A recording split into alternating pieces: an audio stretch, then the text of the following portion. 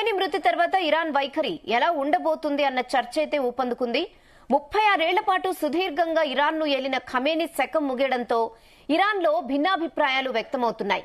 మరోవైపు America, Israel చేస్తున్న యుద్ధం ఎటు దారి తీస్తుందోనని చర్చ సాగుతోంది. యుద్ధ ప్రభావం మన భారత్పై ఎలా ఉండనుందన్న టాక్ కూడా నడుస్తోంది. ఇదే అంశంపై ఇవాల్టి డిబేట్ లో డిస్కస్ చేద్దాం. మనతో పాటు డిబేట్ లో జాయిన్ అయ్యారు సతీష్ పెండ్యాల గారు, యూపీఎస్సీ ట్రైనర్, అలాగే పల్లా ప్రసాద్ గారు, జనరల్ సెక్రటరీ తెలుగు కళా సమితి బహ్రెయిన్, రంజిత్ గారు, joint secretary of Saudi Arabia Telugu association. అందరికీ నమస్తే అండి. జీ తెలుగు న్యూస్ కోసం సమయం కేటాయించినందుకు థ్యాంక్ యూ. సో ముందుగా సతీష్ పెండ్యాల గారి దగ్గరికి వెళ్దాం. నమస్తే సతీష్ గారు. నమస్కారం. యా, అంటే ఆల్మోస్ట్ 36 ఏళ్ల పాటు ఏలారు ఖమేనీ. ఇప్పుడు ఆయన శకం ముగిసిపోయింది. సో ఇరాన్ లో సిచ్యువేషన్ ఎలా ఉండొచ్చు అంటారు? ఏం చెప్తారు? మీ అనాలిసిస్ ఏంటి? మేడం, మిడిల్ ఈస్ట్ లో చాలా అనుకోలేని పరిణామాలు చోటు చేసుకుంటున్నాయి. నిన్న నుంచి ప్లాన్ గా చేశారు. అంటే ఏదైతే ఇజ్రాయెల్ వాళ్ళకి ఇంటెల్ ద్వారా ఈ రోజు ఎర్లీ మార్నింగ్ అక్కడ వాళ్ళు మీటింగ్ పెట్టుకుంటారు అని తెలిసిందో, ఆ మీటింగ్ కి పకడ్బందీగా ముందు రోజు నుంచే కాల్పులు, మిజైల్స్ తీసుకెళ్లడము, మిజైల్స్ తో దాడి చేయడము, దాని ద్వారా ఒక ప్లాన్ గా ఎగ్జిక్యూట్ చేసేసి ఇజ్రాయెల్ మరియు యుఎస్ఏ కలిసి ఇలాంటి ఒక ఆపరేషన్ సక్సెస్ఫుల్ గా చేసింది వాళ్ళ పర్స్పెక్టివ్ లో. మరి మిడిల్ ఈస్ట్ లో ఎలా ఉండబోతుంది అనేది ఒక క్వశ్చన్ మార్క్ మేడం. ఎప్పుడైనా కూడా ఇరాన్, ఇరాక్ లేదా మిడిల్ ఈస్ట్ మొత్తం కూడా టెన్షన్స్ ఉంటాయి. మనము ఇండియన్స్ కూడా ఈ మధ్య కాలంలో లాస్ట్ 1.5 years నుంచి చాలా మంది మిడిల్ ఈస్ట్ వెళ్తూ ఉన్నారు. ఖతార్ లో కానీ లేదా యుఏఈలో కానీ లేదా ఇరాన్, ఇరాక్ లో కానీ చాలా మంది ఇండియన్స్ ఉన్నారు. మనం అందరం ప్రౌడ్ గా ఒక మాట చెప్పుకుంటూ ఉంటాం, మిడిల్ ఈస్ట్ లో ట్యాక్స్ ఫ్రీ అని చెప్పి. ట్యాక్స్ ఫ్రీతో పాటు బాంబులు కూడా ఫ్రీ అని చెప్పేసి వాళ్ళు తెలిసింది. సో అందుకని చెప్పేసి కొంచెం ఆలోచించి నెక్స్ట్ స్టెప్స్ అనేవి తీసుకోవాలి. మన ఆత్మ నిర్భర్ భారత్ వైపు, ఇండియాని డెవలప్ చేసుకోవడం వైపు, ఇక్కడే ఉండి డెవలప్ చేసుకుంటే బాగుంటుంది అని ఒక సందేశం. ఇది వన్ థింగ్. రెండో ఏంటి అంటే, మిడిల్ ఈస్ట్ లో ఇలాంటి పరిణామాల వల్ల ఏం జరగబోతోంది అని అంటే అన్ని సెక్టర్స్ కి ఎఫెక్ట్ అవుతుంది. It is not only one particular political sector అనేది కాదు, అన్ని సెక్టర్స్ ఎఫెక్ట్ అవుతాయి. చాలా ముఖ్యంగా ఎఫెక్ట్ అయ్యే సెక్టర్ ఏంటి అంటే ఎకానమీ. మిడిల్ ఈస్ట్ లో మనకి trade, import export trade route అనేది చాలా ఉంటుంది. మనకి ఇప్పుడు కమోడిటీస్ కానీ ఏవైనా అక్కడి నుంచి చాలా ఎక్స్పోర్ట్స్ అవుతాయి, ఇంపోర్ట్స్ అవుతూ ఉంటాయి. ఆయిల్ కూడా ఇంపోర్ట్స్ ఎక్స్పోర్ట్స్ అవుతూ ఉంటాయి. ఇవన్నిటి మీద ఎఫెక్ట్ అవుతూ ఉంటుంది. ఎయిర్ బేస్ కూడా, ఈ ఎయిర్ ఫోర్స్ కూడా లేదా ప్రజలందరూ వెళ్ళే ఎయిర్పోర్ట్ కూడా అన్ని కూడా ఆల్టేజ్. సో ఈ ఎకానమీ అనేది ముఖ్యంగా దెబ్బతింటుంది. అది చాలా చాలా చాలా వరీయింగ్ పాయింట్ మనకి, ముఖ్యంగా ఇండియాకి వరీయింగ్ పాయింట్. ఎందుకంటే రీసెంట్ గానే మోడీ గారు మిడిల్ ఈస్ట్ కి వెళ్ళేసి వచ్చారు, ఒక అవార్డు తీసుకొని వచ్చారు. ఈ ఎల్ఎస్ రాగానే ఇలాంటి ఒక పరిణామం జరిగింది. మనం కూడా కొంచెం డైరెక్ట్ గా ప్రపంచానికి ఇజ్రాయెల్ కి సపోర్ట్ గా ఉన్నాము అని చెప్పేసి సంకేతం ఇచ్చాము, చూపించాము. అండ్ ఈవెన్ ఇరాన్ మనకి చాలా ఇష్టమైన రష్యా సపోర్ట్ చేస్తుంది. సో అన్ని చిక్కుముడిలో కూడా ఇండియా ఉన్నట్టు తెలుస్తాం. బట్ ఇండియన్ సెక్యూరిటీ కన్సర్న్స్ లో వస్తే మాత్రం ఆ థ్రెట్ అయితే ఏమీ లేదు. యా, పాకిస్తాన్ లో ఈ రోజు మార్నింగ్ పిఓకేలో బాంబ్స్ పడ్డాయని చెప్పారు తప్ప, Pakistan, Afghanistan they are in another separate zone of war. Middle east war లో ఉంది. సో కొద్దిగా క్లిష్ట పరిస్థితుల్లో ఉన్నాం. కానీ బట్ ఎలాంటి పరిణామాలు ముందుంటాయో, రేపు ఏం జరగబోతున్నాయో, ఎలాంటి డెసిషన్ తీసుకుంటారో మాత్రం ఒక డౌట్. కానీ ఖచ్చితంగా రిటాలియేట్ మాత్రం చేస్తారు. ఆల్రెడీ ముందు వార్నింగ్ కూడా ఇచ్చారు. అమెరికా కానీ ఎలాంటి దేశమైనా మేము ఊరుకోము, మేము ఏ ఎక్స్టెంట్ కైనా వెళ్తాము అని అన్నది. యుఎస్ బేసెస్ ఏవైతే ఉన్నాయో అవన్నిటి మీద అటాక్ చేయడం కూడా స్టార్ట్ అయిపోయింది. సో ఇరాన్ మాత్రం ఊరుకోదు, ఖచ్చితంగా 100% రిటాలియేట్ ఉంటుంది. ఎలా రిటాలియేట్ ఉంటుందో అనేది మాత్రం we have to leave it instrument. Okay, yeah. Ranjith garu నమస్తే. నమస్తే అండి. సో యా, మీరు ఎక్స్పెక్ట్ చేశారా? అంటే యుద్ధం వల్ల అక్కడ కూడా ఎఫెక్ట్ అవుతుంది అని మీరు ఎక్స్పెక్ట్ చేశారా? సో ఏం చెప్తారు? అక్కడ మీరున్నారు కాబట్టి. ఓకే అండి, మేము ఇక్కడ సౌదీ అరేబియా తెలుగు అసోసియేషన్ అనేసి ఒక తెలుగు సంఘం నుంచి తరఫు నుంచి మాట్లాడుతున్నాను నేను. దాదాపు 24 లక్షల మంది ఇండియన్స్ ఉన్నారండి సౌదీ అరేబియా, ఒక్క సౌదీ అరేబియాలోనే. దానిలో కొన్ని లక్షల మంది తెలుగు కార్మికులు ఉన్నారు. ఓకే, ఇక్కడ ఇండియన్ ఎంబసీ కానీ, ఇక్కడ ఉన్న గవర్నమెంట్స్ కానీ మనకు ఇప్పటి వరకు రియాద్ లో కానీ, ఈస్టర్న్ రీజియన్ లో కానీ, నేను వచ్చి ఈస్టర్న్ రీజియన్ నుంచి మాట్లాడుతున్నాను, అలాగే రియాద్ లోనే కనుక్కున్నాను. ఈ రియాద్ లో కానీ, ఈస్టర్న్ రీజియన్ లో కానీ డే టు డే లైఫ్ కి ఎటువంటి ఇబ్బంది జరగలేదు. ఒకటి. రెండోది, government is taking all measures, embassy is taking each and every situation ని వాళ్ళు చాలా క్లోజ్ గా మానిటర్ చేస్తున్నారు. ఈ రోజు 4 o'clock కి మళ్ళీ ఒక రివ్యూ మీటింగ్ కూడా పెట్టారు. All the helpline numbers are getting associated. ఒక airline traffic Dammam and Riyadh region తప్పించి నార్మల్ కామన్ పీపుల్ కి అయితే ఫస్ట్ ఆఫ్ ఆల్ ఎటువంటి ఇబ్బంది లేదు. మార్నింగ్ నిన్న నైట్ నుంచి ప్రతి ఒక్కరు ఇండియాలో ఎలా అయిపోయిందంటే, ఎలా ఉన్నావు, మీరు బాగా ఉన్నారా, సేఫ్ గా ఉన్నారా లేదా. సౌదీ అరేబియాలో ఒక మనిషికి ఒక చిన్న గీత కూడా పడలేదు. ఇంతవరకు అఫీషియల్ స్టేట్మెంట్స్ నే నమ్మండి. సోషల్ మీడియాలో వచ్చే ఒక చిన్న పోస్ట్ వీడియోస్ వల్ల ఇండియాలో ఉన్న ఫ్యామిలీస్ చాలా వరకు పానిక్ అయిపోతున్నారు. తెల్లవారు నుంచి కంటిన్యూస్ ఫోన్స్, ఒకటి ఏం జరిగిందో ఏమైపోయిందో, అక్కడ వాళ్ళు అటాక్ చేస్తారంటే ఇక్కడ వీళ్ళు అటాక్ చేసేసారంటే, అన్వాంటెడ్ అండ్ ఫాల్స్ న్యూస్ ని, ఒక పర్సెప్షన్స్ ని నమ్మకండి. ఓకే, మీకు ఏదైనా అవసరం అనుకుంటే there is Indian embassy helpline is there. APNRTS కి మన AP government APNRTS is also running a helpline. They have a dedicated coordinators ఉన్నారు. 24/7 365 they are online. Toll free numbers arrange చేశారు. ఫస్ట్ ఆఫ్ ఆల్ ఈ panic ని తగ్గించండి. There is nothing happened. ఒక road మీద ఒక చిన్న నా డే టు డే లైఫ్ కూడా జరగలేదు. ఎస్, ఈ సిచ్యువేషన్స్ వల్ల 10th and 12th ఎగ్జామ్స్ మాత్రం పోస్ట్ పోన్ అయ్యాయి. CBSE బోర్డు వాళ్ళు ఒక 1 hour ముందు ఒక సర్క్యులర్ రిలీజ్ చేశారు. We are postponing, we will review the situation after 2 days అని చెప్పారు. దాని తర్వాత air traffic, especially air traffic బాగా ఇంపాక్ట్ అయింది. ఎయిర్ డిఫెన్స్ సిస్టమ్స్ యూజ్ చేయడం వల్ల ఎయిర్ ట్రాఫిక్ ని క్లోజ్ చేయడం జరిగింది.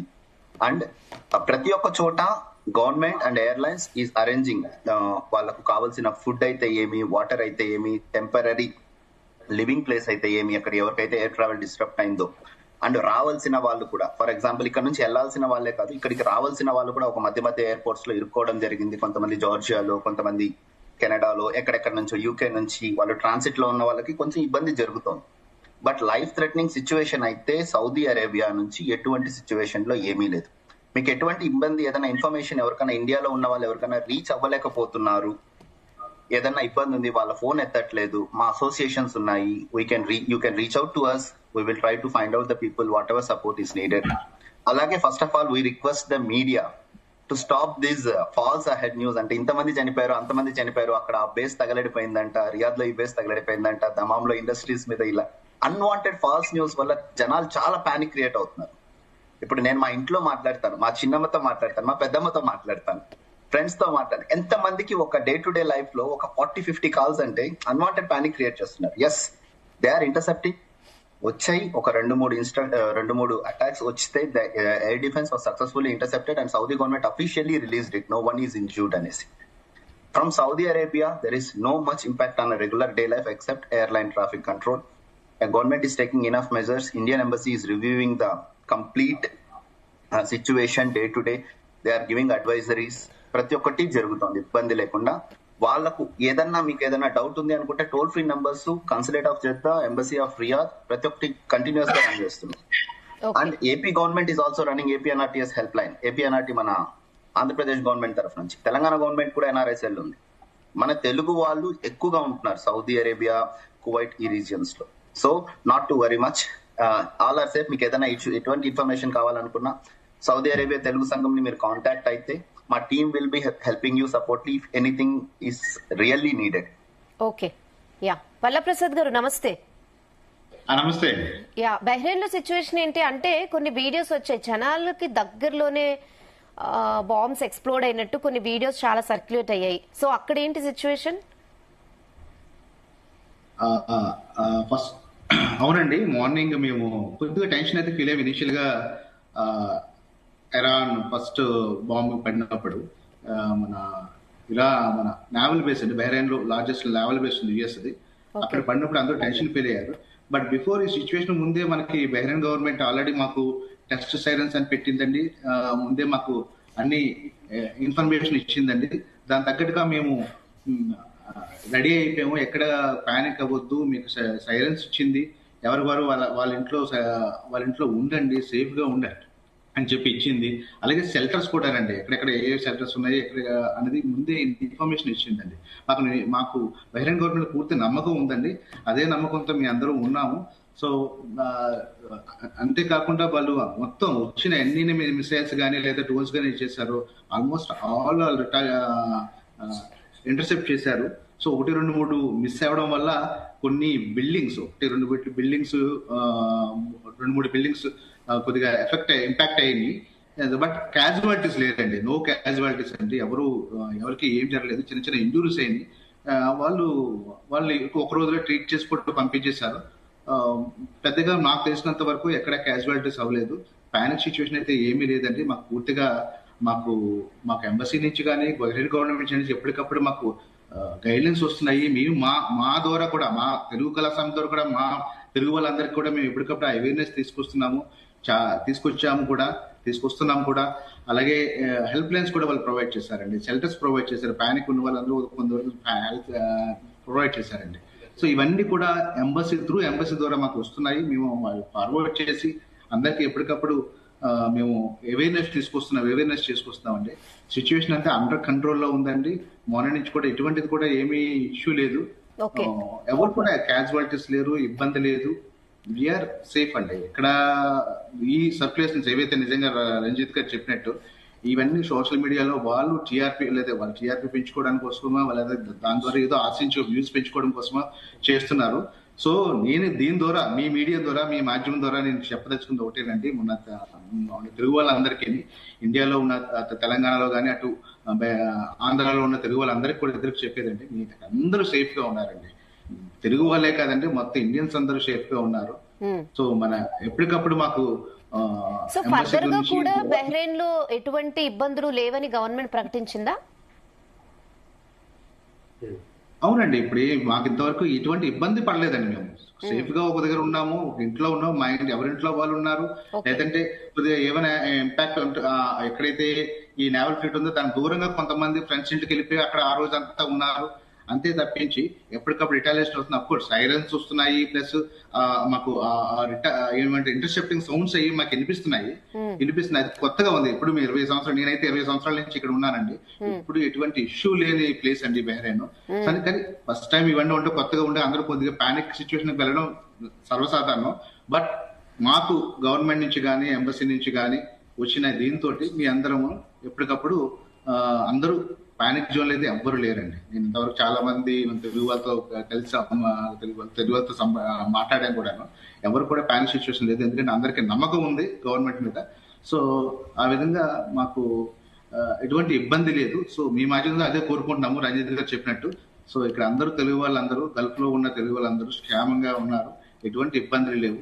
ఇరాన్ లో ఉన్న తెలుగు వాళ్ళ పరిస్థితి గురించి ఎటువంటి ఇబ్బందులు ఉన్నా మా తెలుగు కళాశాల అండి, ఎవరైనా బహ్రెయిన్ లో ఉన్న వాళ్ళు, తెలుగు వాళ్ళు ఎవరైనా ఉంటే ఎటువంటి ఇబ్బంది అనిపించినా సరే మా తెలుగు కళాశాలని సంప్రదించేస్తున్నా కోరుతున్నాము. మేము వాళ్ళకి ఎటువంటి సహకారం కావాలంటే మా ద్వారా మేము చేయడానికి మేము రెడీగా ఉన్నాం. వాళ్ళ ఎంక్వైరీస్ కానీ, వాళ్ళకి ఎటువంటి వాళ్ళకి క్వరీస్ ఉన్నా సరే మేము సాల్వ్ చేయడానికి మేము రెడీగా ఉన్నాం. ఇరాన్ లో ఉన్న తెలుగు వాళ్ళ పరిస్థితి సిచ్యువేషన్ ఏంటి, మీకు ఐడియా ఉందా?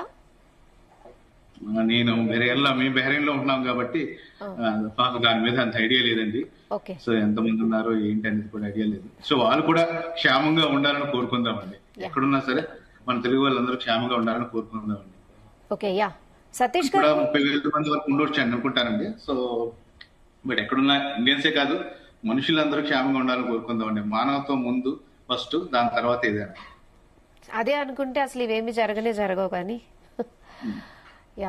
సతీష్ గారు, సో ఈ యుద్ధ ప్రభావం మన భారత్ పై ఎలా ఉంటుంది అనుకోవచ్చు? అంటే మీరు చెప్పారు ఎకానమీ అనేది డెఫినెట్ గా యుద్ధం వల్ల అయితే చాలా ఇంపాక్ట్ చూపిస్తుంది, చాలా ఎఫెక్ట్ అవుతుంది. ముఖ్యంగా ఏ సెక్టర్స్ మీద ఎఫెక్ట్ ఎక్కువ ఉంటుంది అంటారు? అరబ్ కంట్రీస్ కాబట్టి